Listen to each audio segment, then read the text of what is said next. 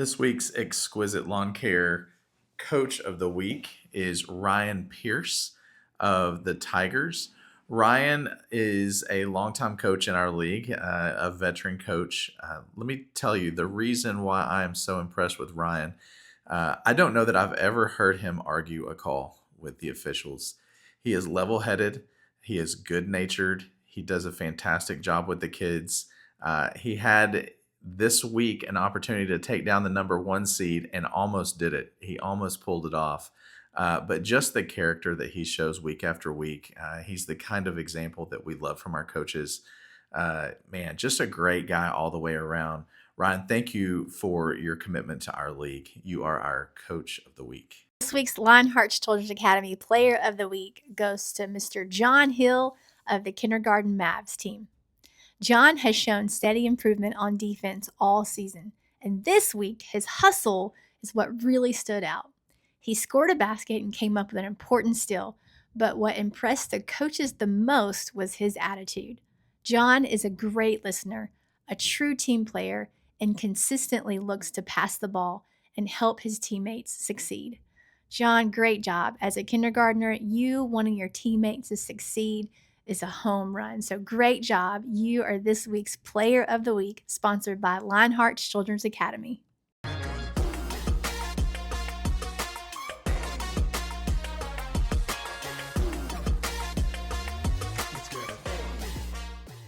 Welcome to Winning with the Home Team podcast.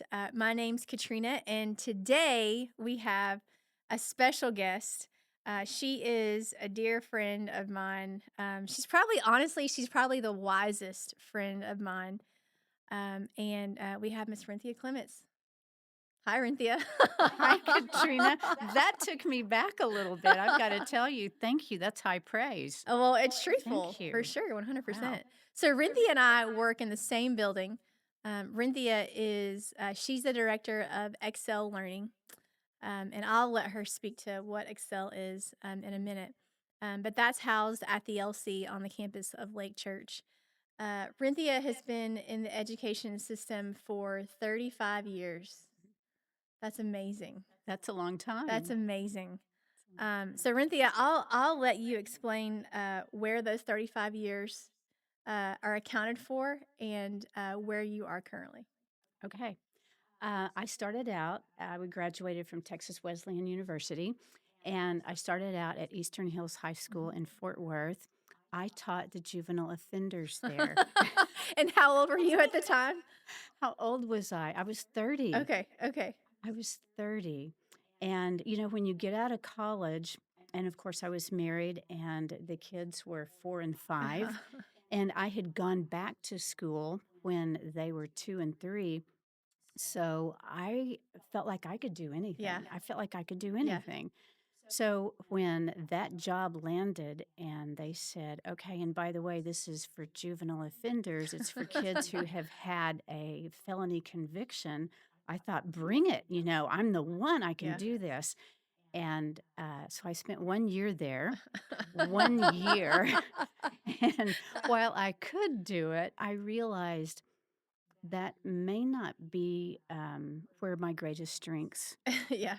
lie. And then after that, Tom was called to Oklahoma for a consulting Yeah. position. So that was really timely. We went there. I taught in Norman Public Schools for a year, Okay. and I taught seventh grade Uh-huh. and realized that was not where my strengths were lying either. Seventh grade was not my jam. So we came back here, and I interviewed with AISD and landed a job at Lamar High School, and I taught sophomore English. Yeah. I really, really liked it, and that was just great. But I wanted to be at the school where eventually our children, Tommy and Chelsea, were going to go. So I interviewed with Martin Uh-huh. High School, Okay. and I spent the last 25 years at Martin. Wow. Yeah, Wow. really, really loved Wow. it there. So at age 30 up Mhm. until right now, so you've been in education for 35 years. Oh, and tell us what you do now. Oh, well, I'm the director of Excel Learning. Pastor Eric, when he knew that I was going to retire Yeah. from Martin, he brought Tom and I both in and just said, here's a dream Mhm. that I have that he had. And he said, I would really like for you to head this up. Mhm.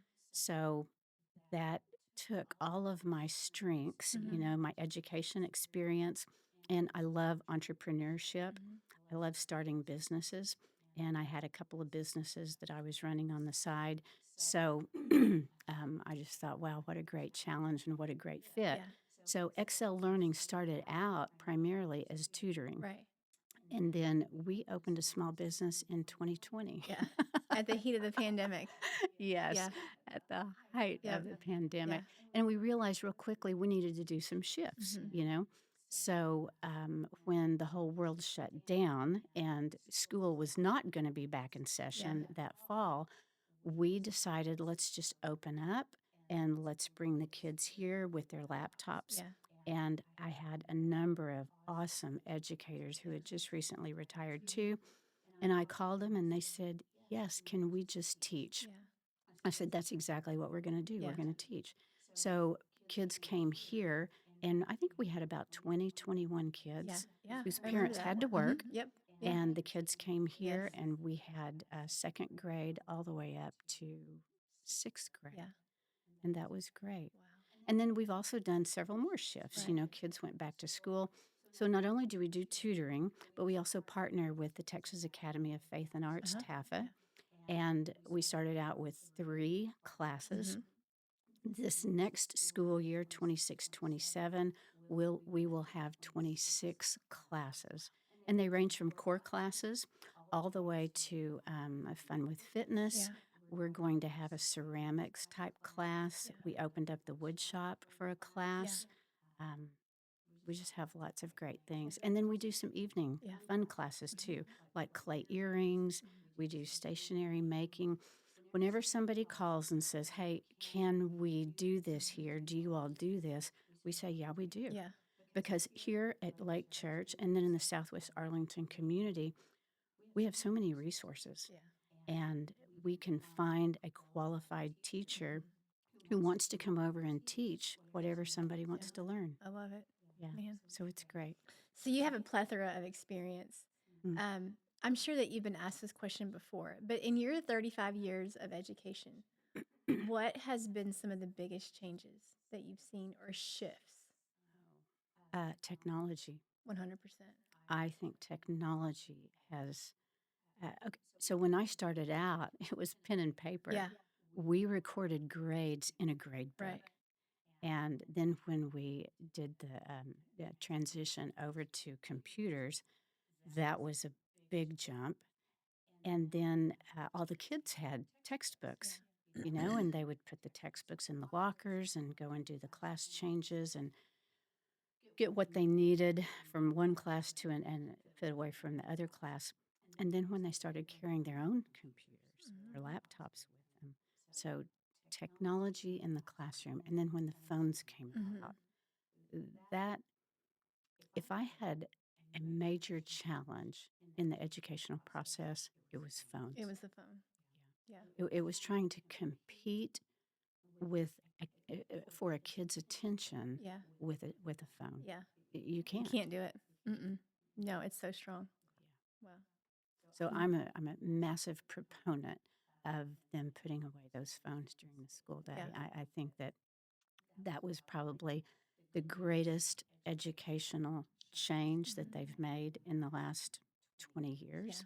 And I think it will benefit kids tremendously. I know it's benefited teachers. Yeah, I mean, my husband teaches at Martin, and just last night, as a matter of fact, we were at dinner, and he said, for the first time in about 2 months, I had to take two students' phones, and Mm, he said that's a win, yeah. like that's a win. Um, Yes.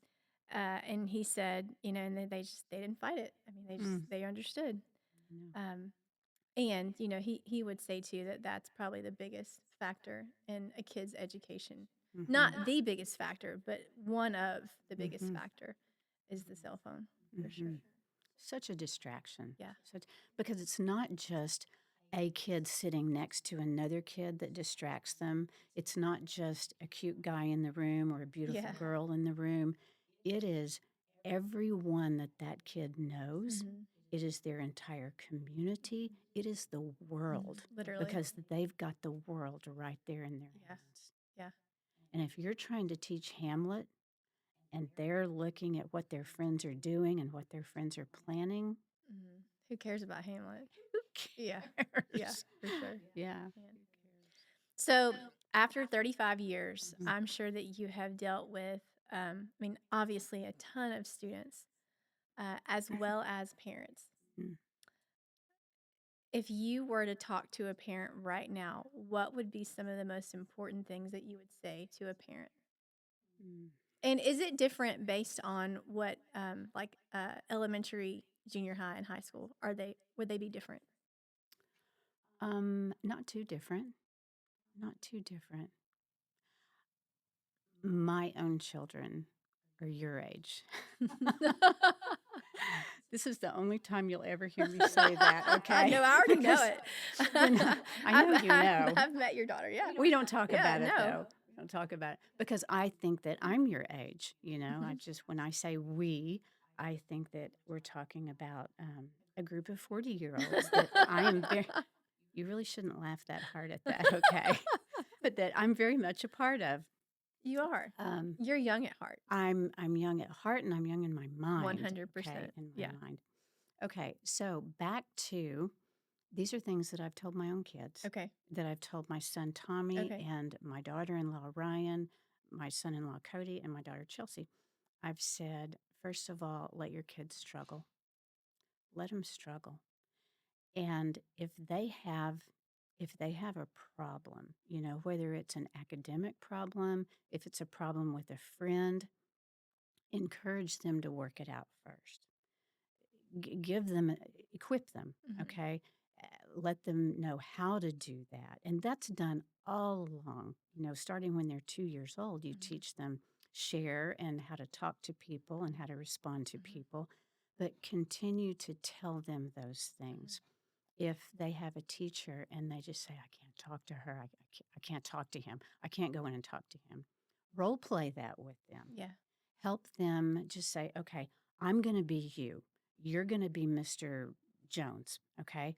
This is what I would say to Mr. Jones if I wanted to challenge maybe a grade. Yeah. Okay. Or if I wanted to ask why I received that grade and just role play that. And then if that doesn't work, then say, I'm going to be Mr. Jones and you be you, Yeah. you know, and let them do Right. that with you.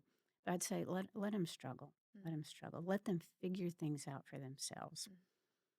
Can I ask you this? As Yeah. a mom, hmm did you always know that? Or was there a certain point where you realized this is important? Um, How did you learn that? And did it come easy to you? it came a lot easier to me than it did to Tom. It still is easier for me than it is for him because I think men and dads especially, they're fix-it people. True. They even I can see even that. with me, Yeah. you know, and you know that through Dean. Yeah. You come home, and if I come home and if I've had um, a you know, a particularly bad day, or if I've had a struggle, you Right. know, or if I have had a relationship issue with Yeah. anybody, well, Tom's got advice, man. He wants to fix that. And he says, Rynthia, if you can't fix that, I can fix that. And he just wants to help and fix it. And it comes out of this overwhelming love. Okay. Yeah. Well, you put that in with the kids, and parents just, man, they want to fix those things. Um, but I'm not necessarily a fixer in that situation.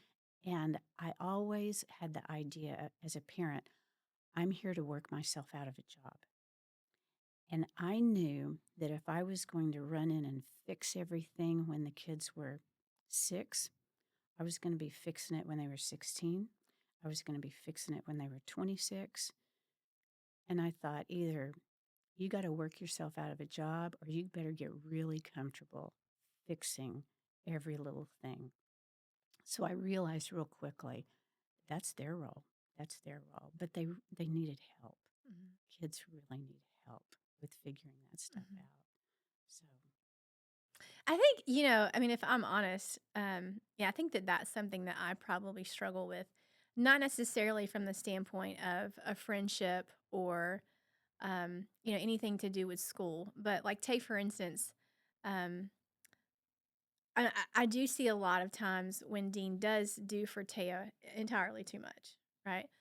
But, I would not be telling the truth if in my mind, like, I wanna do stuff for Taya because she's my only one. Yeah. I mean, like, and that's no different than, a mom of 5 saying, "Well, that's my baby," or "That's my Mm, first," or, mhm. "Well, so and so." And so, it could I don't you haven't called it rescuing. You've not called it that. But some could say that. The rescue comes from a good place and a place of love, but what you don't realize is I mean, that's that's not helping them at all in the long Oh, run, you yeah. know? And also, I mean, I'll be honest, like, I mean, a part of me does stuff for Taya just out of control.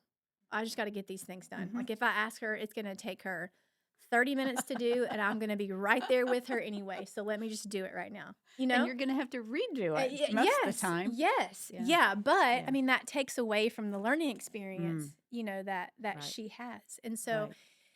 you know, just speaking, you know, for myself, that's something that I do struggle with, for sure. Mhm. So And hearing you say those things, it's a reminder to me that, Taya is fully capable of oh, doing a lot of things that we probably do for her. yeah, and most kids are fully capable, of doing a lot for themselves. I remember one time Chelsea had a little friend over to spend the night, and I think she was in 2nd or 3rd grade. And she'd gotten something on her shirt. I don't know what it was. We were eating and she got spaghetti or something. And I said, "Hey, let me have that. And when you change into your pajamas, I'm going to run that through the wash." And she said, "I can do it." And I said, "No, I'm going to run it through the wash." And this little girl said, "I do my own laundry." That's And I amazing. said, "You do what?" And she said, "I do my own laundry." And I That's thought, awesome. it is awesome Yeah. because how many times do you do Taya's laundry? Yeah, I do. I mean, so in the past month, I've asked her, I've washed it, I've dried it, and then I've told her, hey, listen, you're going to help me put these clothes up. Great. And okay, story time. So 2 weeks ago, I did that, washed it, put it in the dryer, took it out. She was helping me fold it. And I said, okay, I want you to take all these things that are hangable and I want you to go get a hanger and I want you to hang them up. And she said, "Okay." So she went and she did that, and I've told her how to straighten it on the hanger, Mhm. just to get it just right, and then put it in her closet. Well, this week, I think it was on a Wednesday, I asked her, "What do you wanna wear?" And now that I'm speaking about this out loud, I understand now that she's fully capable of picking out her own clothes now. Mm. So that's one thing that I need to work on. But she told me, and I went and got it, and it was dirty because it was on the floor. And so, I said, Taya, we can't wear what you want to wear because you didn't hang it up the right way. Mm. And in my mind, I was frustrated because I was like, you know what? If I would have just done it, Oh, I'm sure. not gonna have to wash it again. It's fine. But there again, like it takes away some of her learning Oh. development, Mhm. away from that. So Mhm. so yeah, that was just another example of how in my mind, the controlling part of my mind said, "Ugh, I just should have done it. Like I just should have done it." So yesterday, as we were folding clothes, she put them up the right way, and we walked in together the closet, and she put them where they were supposed to go, That's and good. it was a win.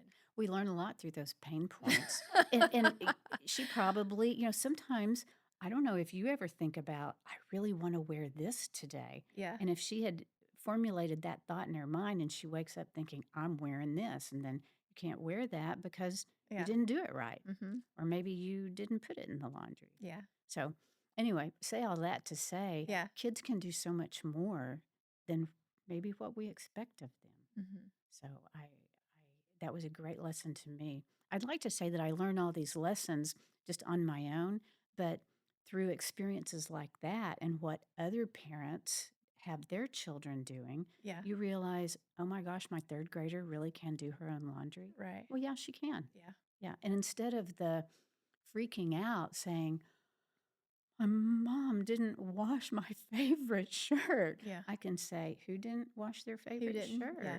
You Yeah. know? Yeah. So That's good. that solved a myriad of problems at our house. What would be some other things that you tell parents? Along with let your kids struggle and Mhm. figure things out, they can do a lot more than you think they can do. Um, I would, I would say, teach your kids to sacrifice. Mm. Teach your kids to sacrifice. There was this great evangelist. I think he's still alive. His name is Tony Campolo. Okay. Okay, Tony Campolo. He a long time ago, he actually came to Lake Church, and he delivered a sermon. And he was based out of Philadelphia. And when he was talking, he said, it was maybe January or February when he came.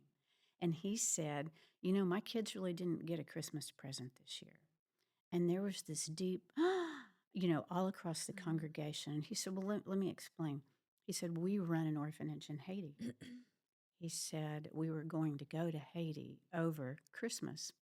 He said, and I told my kids, look, I can get you all the stuff on your Christmas list, or we can buy food for the kids in Haiti. And they're not going to have to scrounge in the trash cans. And they're not going to have to go hungry. But we're going there. Okay, that's going to be a great trip for our family. So I'm going to let y'all decide. What do you want to do for those? You want the bike? I see Fred, you wanted the bike, and Jen, you wanted this. And he said, I just read their lists out. I said, y'all think about that and let me know. And he said, the next morning at breakfast, he said, I had 3 kids sitting there with pouty, sullen faces. And I said, hey, did you think about that? What did y'all decide? And the oldest said, yeah, Dad, we've decided. Let the kids in Haiti eat. and and he said, what does that mean? And he said, we don't need anything for Christmas except the trip. Just give our money to the kids and just buy them food, let them eat. He said, that wasn't a happy situation. He goes, man, we land in Haiti and we go to that orphanage and we take the food with us.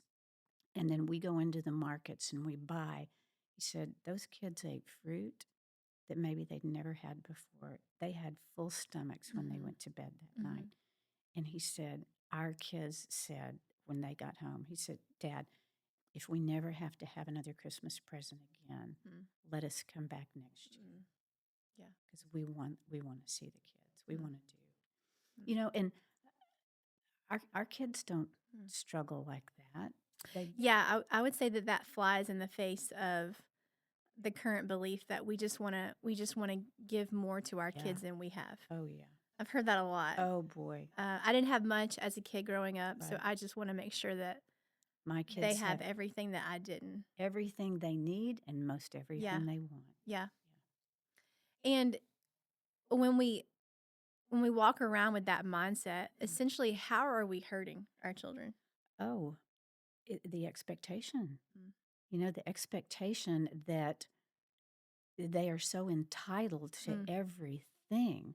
I know when kids, so I was at a school yesterday actually teaching just a little seminar. Yeah. And we began to talk about if you have a great SAT score, Right. and then you get into college, you graduate from college, and if you opt for this kind of a career, this could be your starting salary. Right. And I think I said something like $70,000, which that's a lot for a starting salary.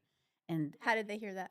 they heard that as only 7, miss. Not 6 digits. Yeah. Yeah. What do you mean only?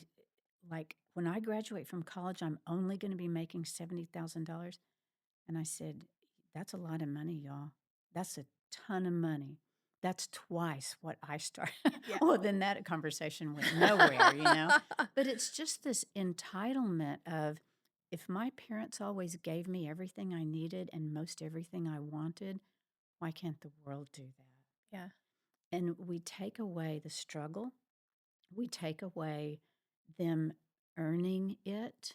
And there's a tremendous amount of satisfaction when we earn something, when we struggle to earn something.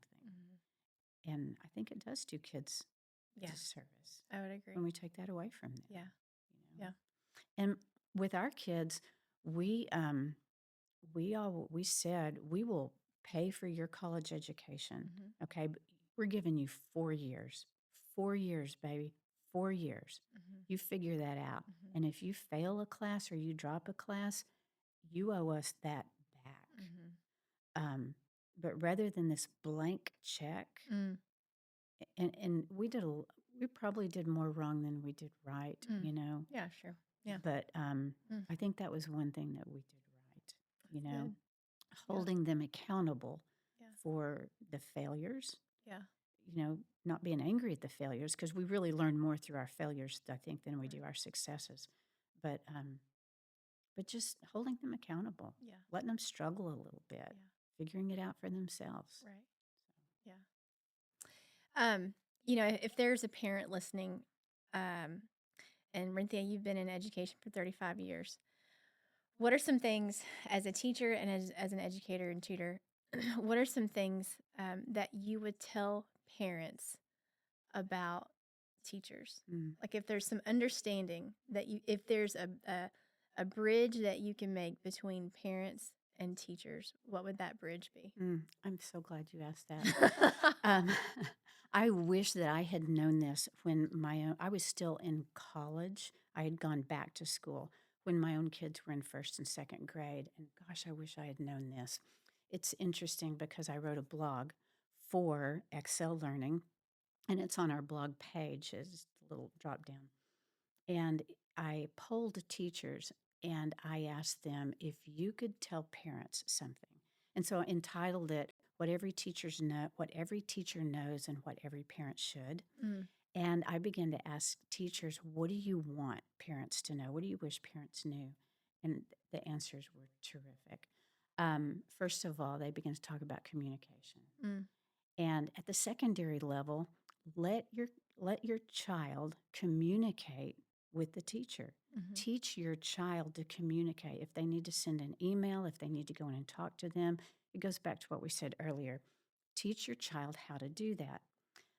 Second of all, they said, please remember that we're people too. Mm.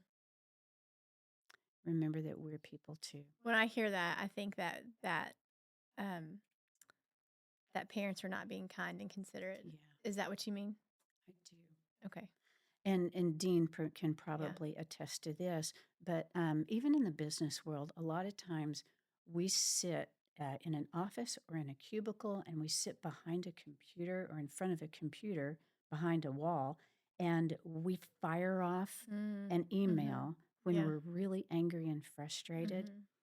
And maybe we've never talked to that teacher and it's February or March Mhm. and you've heard your kid complain Mhm. all year Mhm. long. And man, that's it. That's Mhm. it. Mhm. That's it. Yeah. I'm firing this Right. off Right. and this is going to Yeah. fix it. And when that teacher receives it, it it's hard. It's hard. Um, that's rough. That's rough. Teachers always also say, think the best about me. Yeah. Think the best about me. I remember dropping Chelsea off in her kindergarten room, and her teacher said, um, "If you'll believe half of what you hear, if you believe half of what you hear about me, I'll believe half of what I hear about you." Oh, that's great. It was, and I just laughed because so many times we are told things, and I taught juniors and seniors in high school. Mhm. And we're told things filtered through a child's Mm. perspective. Yeah. And even a Yeah. 17-year-old, they've got one foot in the adult world and one foot in the kids' world, and you make them mad, and they're back in the kids' world Mm. again. I've never considered that. Yeah, Yeah, how close it is and how they go back and forth they between acting do. as a child and trying to act as Mm, an adult. yeah, Yeah. because they're still figuring it all out. Yeah. And here's here's something that's added to that component too. When they have been mentored, and parents are the greatest mentors, Yeah. but when they've been mentored by a parent who doesn't have great conflict resolution Mm. skills. Mm-hmm. That sometimes is their go to. Mm-hmm. And as educators, we don't know that. Mm-hmm. We don't know that. All we're seeing is a barrage coming at us through that screen.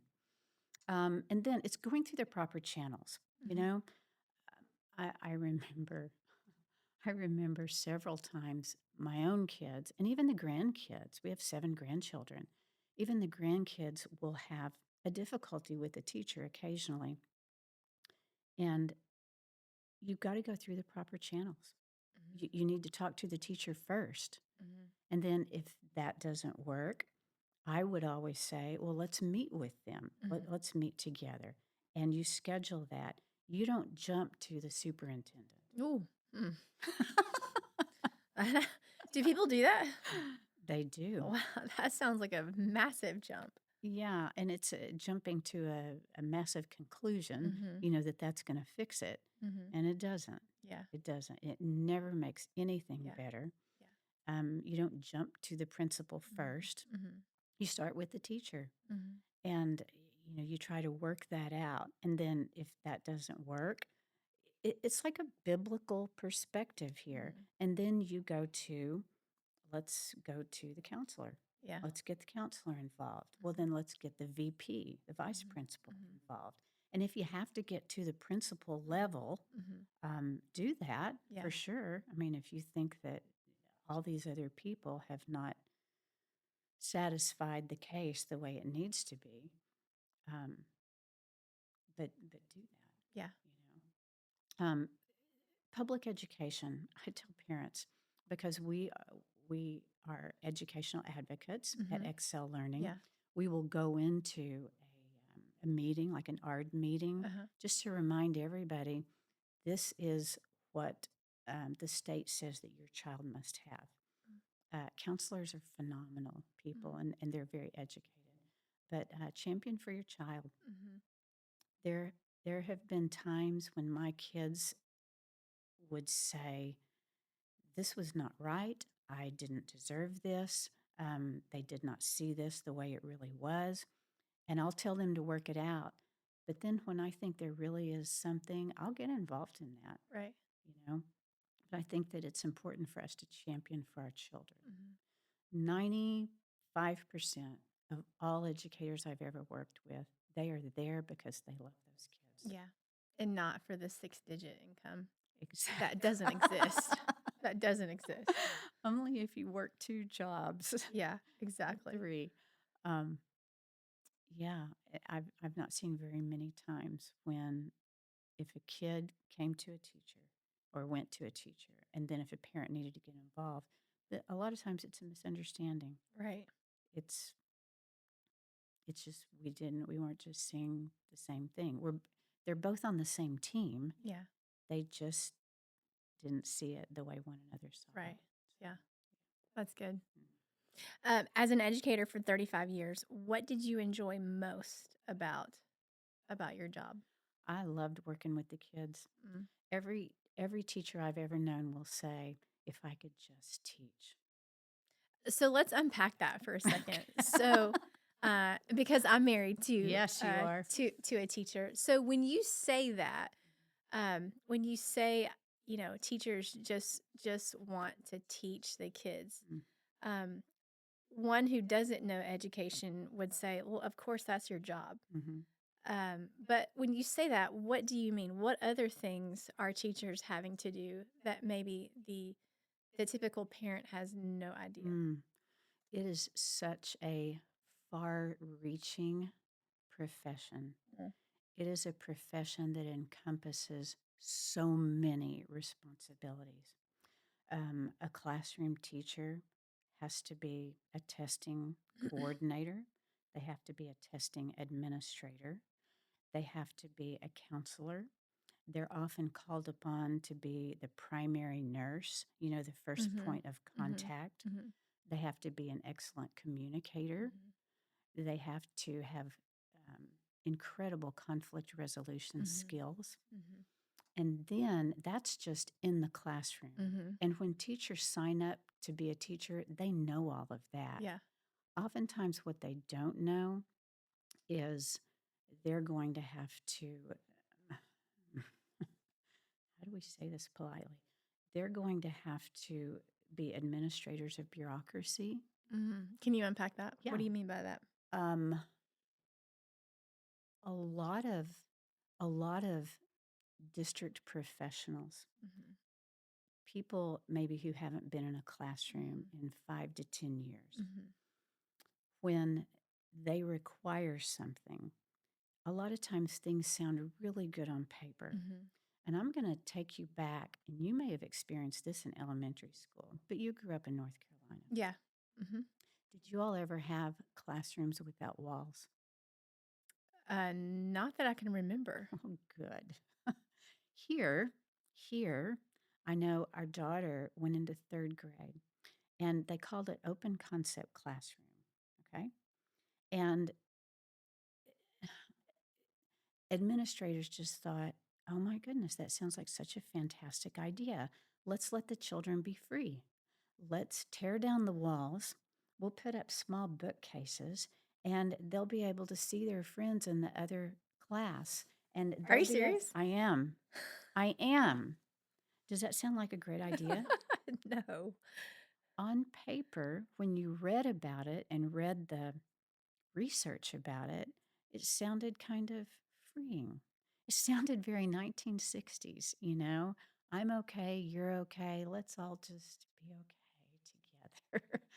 And then you put that in a classroom environment, and you've got a bunch of 7-year-olds who can hear their friends over there, and this teacher over here, and that teacher over there. Wow. Yeah. It's a lot. Hang on. Yeah. And then with the epidemic of ADD that we have in our world, I think the only other educational disaster that could have even come close was cell phone use, okay? Because you had kids just bouncing off the walls wanting to know. Anyway, I say all that to say teachers have to filter out all of these little ideas and have to go with a lot of things that trickle down from the top. And they know that they know that they know in their heart of hearts, because they've been in a classroom for 5 years or more, this is not going to work. Yet they have to do it. They have to do it. We have a couple of things going on right now in the classrooms that are really difficult for teachers. What are you know? those things? Well, when you put in all the populations of students, okay, into one mainstream classroom, every population of student, and then you've got the individual teacher at the front of the room that's teaching, and you may have one or two other adults in the room that are trying to work with a couple of different populations of students. That's hard. Is that a result of the No Child Left Behind Act? Mm. It probably is one of the results of that. Okay. And while we're talking about that, Yeah. failure is an option. I know AIST came out with this great phrase a number of years ago, and they said failure is not an option. Failure is an option. Did they say that because they didn't want kids to fail? That's exactly right. Because it would affect their numbers? It's going to affect the numbers. And it's going to affect the money that they bring in? It does. So the bottom line is still money? It's yeah. And most decisions are made based on money. It was unfortunate because you had teachers who were admonished because students in their classrooms failed. And we would be in the hallways, and it would be our conference times, and we'd be going to one another's classrooms and say, how do we keep this kid from failing? And then we decided, unless we wanted to pick up their pen and write on their paper, this kid was going to fail. Yeah. And they had put quite a bit of effort into failing. Yeah. Yeah. So failure is an option. Yeah. And it kind of goes back to what we talked about a moment ago. We really do learn a whole lot from our failures. Right. sometimes even more from our failures than Yeah. from our successes. Yeah. And so, with the, no child fails, and you're going back to what you were saying, they kind of marry together. Like you said, it's okay to let your child fail, Mm. right? Mm-hmm. But was that thought process birthed out of what AISD said about the no child fails?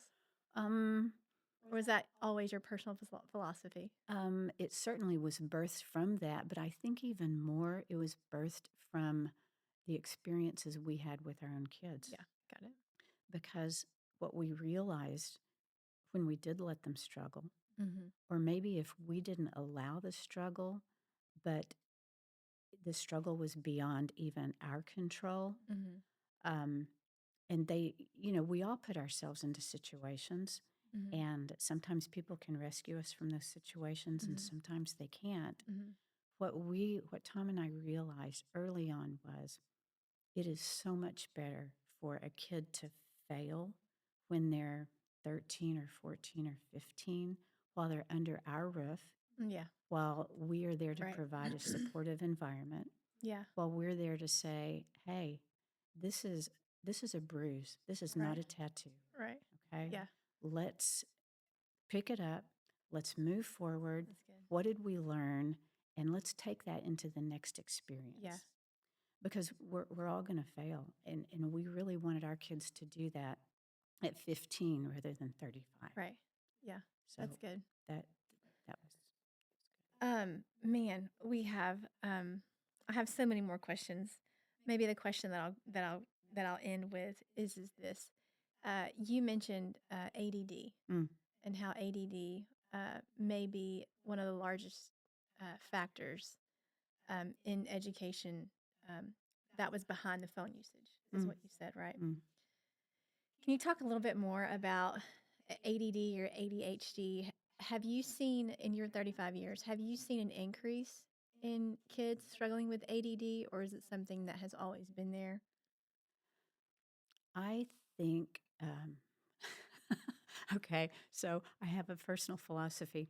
I think knee replacement for 65-year-old people is kind of like knee replace, or is kind of like ADD in a 7-year-old. It's just, it's a struggle, all right? And we've got it, and we're going to struggle with it, and let's just call it that. And for kids, well, for adults, there's the surgery for it, for the knee replacement, and then for kids, there's the medication for it. Mhm. It depends on the severity, all right? When I grew up, nobody knew. I didn't Right. know that I had ADD, and my dad would always say, quit assling around. Get your mind on your business. Can't you focus? Stick to one thing. But if he had been a little kinder about it, it probably would have been easier. But he taught me to focus. And he would say, Do you see what you're doing? Do you see what you're doing? If you'll just stop and do this one thing and do it really well and then move to the next thing. So there's that part of it. We can help kids who probably have the milder version. But Katrina, I've seen some kids who could not function. They were so attention deficit that they definitely needed Mhm. medication. Um, my daughter's pretty smart, and she, and she's got one that is ADD, but rather than start on medication Mhm. immediately, she said, let's start with a natural product. Mhm. Okay. Let's go with a drink, Mhm. all Mhm. right, that will kind of stimulate you a little bit with some caffeine and help you focus on Mhm. that. I'm going to put this little packet at the nurse's office. You go back in at noon, you take some more. Well, they did that for a while Mhm. and it helped, Uh-huh. not to the degree they wanted it to. Mhm. And Mhm. even, he said, Mom, I'm a little better, but I really need some more help. Mm. So I would tell parents, rely on that teacher. Ask the teacher, do you see a difference? And talk to your pediatrician and say, what can we do? What are some natural things that we can do besides immediately Mhm. getting on the medication? And then ask the teacher on a weekly basis and have a questionnaire. Can they focus better? Are they sitting still? Do they communicate well? And monitor their progress because and then try them on the weekends too. Mm-hmm. But yeah, I mean, depend on your teacher to help. Yeah. Yeah. That's good. Man, this has been good. I've loved sitting here talking about all of this with you. And I still have so many more questions. Well, we'll have to do lunch. Yes, Yeah. for sure. We will. We will. Well, Thank you so much for your expertise. Yeah, one thing that I wanted to end with, Yeah. I went back to all those teachers that gave me feedback, and then I asked them. I said, if there is one overriding thing, what would you like Yeah. the parents to know? And then I want to read this to you. But this is what one of them said, and I thought that it was so good. They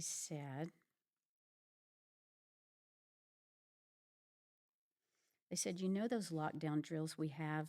When I'm corralling my students in a corner and trying to get them to be quiet, I'm behaving like I'm protecting my own kids because that's what they are. Your kids are my kids. Be assured I'll protect them with my life.